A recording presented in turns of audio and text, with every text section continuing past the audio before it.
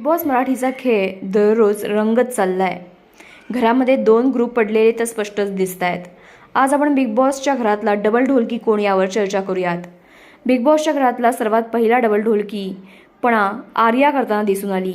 आर्या आधी निकीच्या ग्रुपकडून बोलत होती आणि सेफ झाल्यानंतर दुसऱ्या ग्रुपकडून बोलू लागली असं निकीला वाटतं.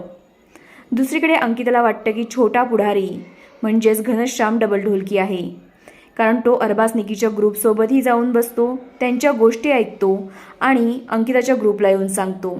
अंकिताकडच्या गोष्टीही ऐकतो आणि त्यांच्यामधल्या या गोष्टी दुसऱ्या ग्रुपला जाऊन सांगतो. या विषयावर स्वतंत्रपणे चर्चा करत असताना निकी, योगिता आणि पॅडी यांचं देखील हेच म्हणणं पडलं की घनश्याम हा डबल ढोलकी आहे. घरातला तिसरा डबल ढोलकी अनेकांना वाटतो तो म्हणजे निखिल. निखिलच्या म्हणण्यानुसार वोटिंगच्या वेळी अरबाजनं त्याला वाचवलं, त्यामुळे अरबाज कॅप्टन व्हायला हवा यासाठी तो त्याला मदत करणार. पण निखिल देखील दोन्ही ग्रुपमध्ये वावरतो. तो इकडच्या गोष्टी तिकडे करता दिसत नाही, पण घरातल्या काही सदस्यांना तो डबल ढोलकी वाटतो.